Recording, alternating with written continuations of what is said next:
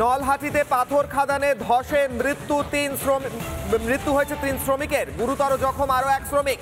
জখম শ্রমিক বর্ধমান মেডিকেলে ভর্তি। এই মুহূর্তে ব্রেকিং নিউজ, নলহাটিতে পাথর খাদানে ধসে মৃত্যু 3 শ্রমিকের। 3 জন শ্রমিকের মৃত্যু হয়েছে এই মুহূর্তে, গুরুতর জখম আরো 1 জন। এই মুহূর্তে টেলিফোন লাইনে রয়েছেন আমাদের প্রতিনিধি মনোরঞ্জন। ভয়ঙ্কর খবর, 3 জন শ্রমিকের মৃত্যু হয়েছে ধসে এবং 1 জন গুরুতর জখম। আর কি উঠে আসছে? দেখো, যেটা জানা যাচ্ছে যে পাথর খাদান যে মহিষাগড়িয়াতে একদম ঝাড়খণ্ড সীমান্ত লাগোয়া এই গ্রামের কাছে একটি পাথর খাদানে ধস নামে এবং সেখানে 3 জনের মৃত্যু হয়েছে। তার মধ্যে 2 জনের পরিচয় জানা গেছে, 1 জনের পরিচয় এখনো জানা যায়নি। অন্যদিকে এই ঘটনায় আহত হয়েছে 1 জন, তাকে বর্ধমান মেডিকেল কলেজ হাসপাতালে চিকিৎসার জন্য নিয়ে যাওয়া হয়েছে বলে আমরা জানতে পারছি। পরিবার সূত্রে জানা যাচ্ছে যে এই যে মৃতদেহ সেগুলিকে উদ্ধার করে নিয়ে আসা হয়েছে রামপুরহাট মেডিকেল কলেজ হাসপাতালে, সেখানেই ময়না তদন্ত হবে এবং এই বর্ষার সময়, এই সময়ে কিন্তু পাথর খাদানে ধস নামে। স্বাভাবিকভাবে এই ঘটনায় চাঞ্চল্য ছড়িয়েছে ইতিমধ্যেই এবং এর কারণ কি রয়েছে এবং বর্ষার কারণেই কি ধস, এই ধসের পিছনে কি কজ বা কি কারণ পাওয়া যাচ্ছে?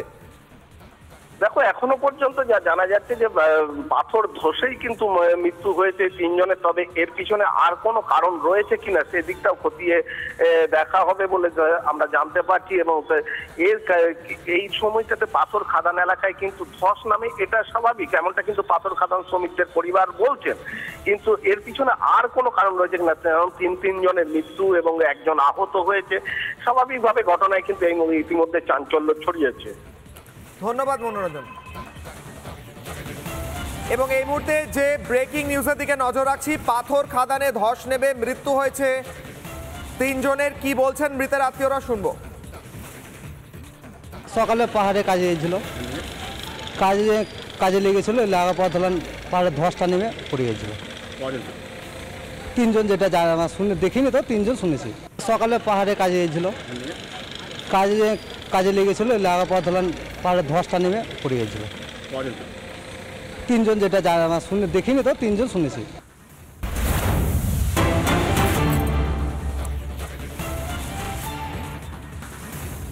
কর্মবিরতিতে ফিরলেন জুনিয়র চিকিৎসকরা। ফের কর্মবিরতিতে জুনিয়র চিকিৎসকরা। যে খবরের দিকে টানা সকাল থেকে নজর রাখছি, কর্মক্ষেত্রে ভয়ের রাজনীতি চলছে, কোনো দাবি মানা হয়নি, 10 দফা দাবি বলে আবারও কর্মবিরতিতে ফিরলেন জুনিয়র চিকিৎসকরা।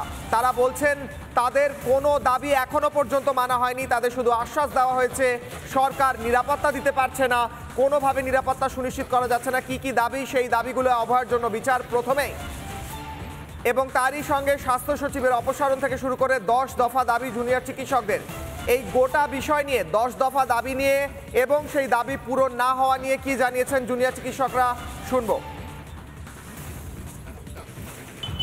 সিসিটিভি, পুলিশ নিয়োগ ইত্যাদি আমাদের সুরক্ষার প্রাথমিক ধাপগুলি হোক, কিংবা রোগী পরিষেবা উন্নত করার জন্য কেন্দ্রীয় referral system, bed vacancy monitor, স্বাস্থ্যকর্মী নিয়োগ, কোথাওই প্রায় কোনো রকম অগ্রগতি আমরা দেখতে পাচ্ছি না। আমরা সরকারকে মনে করিয়ে দিতে চাই, শুধুমাত্র কাগজে প্রতিশ্রুতির জন্য আমরা আন্দোলন করিনি, আন্দোলন করছি না। আমরা আন্দোলন করছি রাজ্যের স্বাস্থ্য ব্যবস্থার এক যথাযথ জনমুখী বদলের জন্য, যাতে রোগীরাও পরিষেবা পান আর ডাক্তার স্বাস্থ্যকর্মীদের জন্য এক ভয়মুক্ত সুরক্ষিত কর্মস্থল সুনিশ্চিত হয়।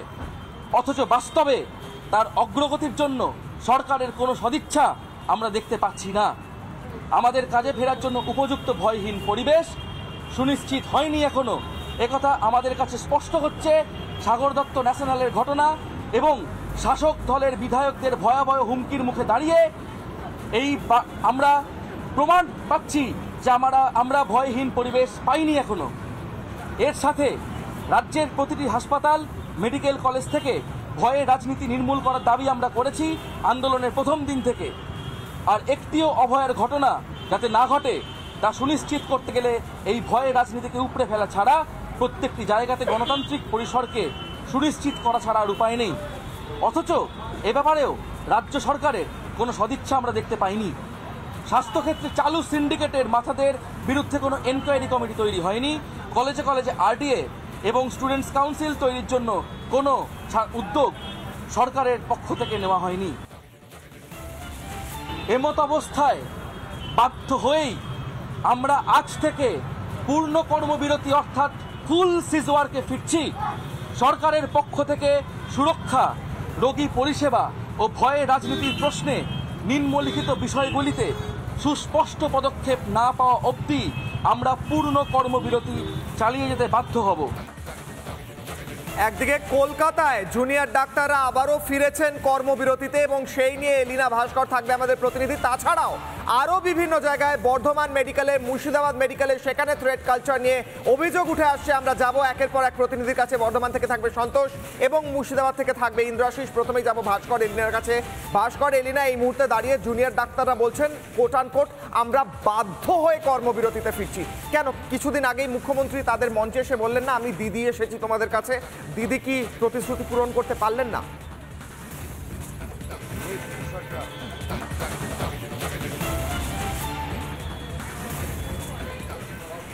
একেবারে কিশলয়, দেখো, সরকার প্রতিশ্রুতি যে পূরণ করতে পারেনি সেটা কিন্তু তাদের এই কর্মবিরতির যে সিদ্ধান্ত সেটা থেকেই স্পষ্ট।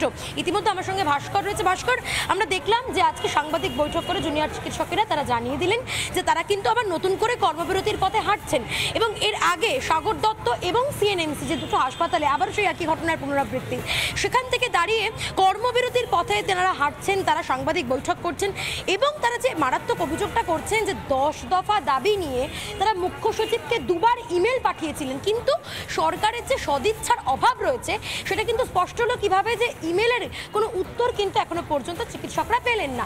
সেক্ষেত্রে দাঁড়িয়ে তারা যে কর্মবিরতি আবারও নতুন করে শুরু করেছেন, কি মনে হচ্ছে সরকারের এতটা সদিচ্ছার অভাব যে বারবার এতবার জুনিয়র চিকিৎসকরা যেখানে বারবার বলছেন, বারবার তাদের কাছে যাচ্ছেন, কোথাও গিয়ে তারা কোনো ইচ্ছা প্রকাশ করছেন না যে তাদের বেসিক নিরাপত্তাটুকু বা বেসিক সিকিউরিটিটুকু জুনিয়র চিকিৎসকদের দেওয়া উচিত? কি মনে হয়? একদম এলিনা, দেখো, একটা সহজ ঐকিক নিয়মের অঙ্ক যদি আমরা করি তাহলেই স্পষ্ট হয়ে যাবে যে আদৌ এই রাজ্য সরকার সরকারি মেডিকেল কলেজ হাসপাতালগুলোতে নিরাপত্তা দিতে ঠিক কতখানি তৎপর।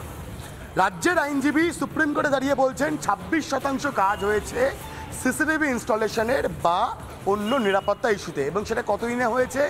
মুখ্য সচিবের সঙ্গে বৈঠকের 12 দিন পরে গিয়ে তারা এটা জানাচ্ছেন। অর্থাৎ প্রতিদিন যদি ধরা হয় তাহলে 2.16% হারে কাজ হয়েছে 100% হতে প্রায় 200-রও বেশি দিন সময় প্রয়োজন। আর এখানেই তো প্রশ্ন, এলিনা, এখানেই প্রশ্ন কিশল হয় যে আদতে রাজ্য সরকার চাইছেটা কি? ভাস্কর, আদতে রাজ্য সরকার চাইছেটা কি? এলিনা, ভাস্কর তোমাদের কাছে আসবো। ভাস্কর, তোমার কাছে এই প্রশ্ন নিয়ে আসবো, আদতে রাজ্য সরকার চাইছেটা কিন্তু রাজ্য তো শুধু কলকাতা নয়, রাজ্যের বিভিন্ন জায়গায় বারবার থ্রেট কালচার। এবার বর্ধমান মেডিকেল